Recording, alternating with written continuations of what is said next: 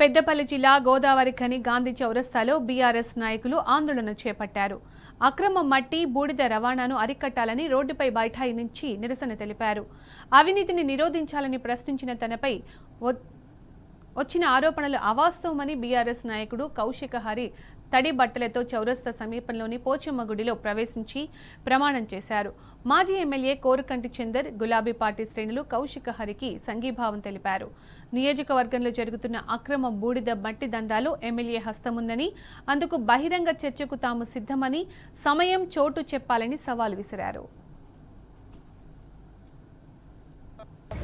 రామగుండం నియోజకవర్గంలో ఇక్కడ ఉన్నటువంటి వనరులను దోపిడీ చేస్తూ చట్టాలను ఉల్లంఘిస్తూ అధికార పార్టీకి సంబంధించినటువంటి నాయకులందరూ కూడా విచ్చలు విడిగా ఇలా దోపిడీ చేస్తున్నట్టుగా ఇలా పత్రికలలో వస్తూనే ఉన్నాయి.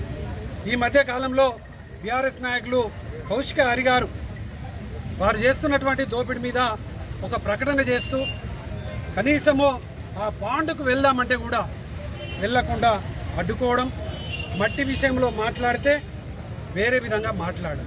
అసలు ఈ యొక్క ప్రభుత్వం, ఇక్కడ ఉన్నటువంటి పాలకులు, వీళ్ళ ఆలోచన ఏంది? అసలు మిమ్మల్ని ఏది ప్రశ్నించొద్దా, ఏమి అడగద్దా? అడిగితే దాని మీద సమాధానం చెప్పాల్సింది పోయి ఉల్టా నాయకుల మీద లేనిపోని ఆరోపణలు చేస్తూ వ్యక్తిగతమైనటువంటి ఆరోపణలు చేయడం అనేది ప్రజాస్వామ్యానికే ఇది గొడ్డలి పెట్టు.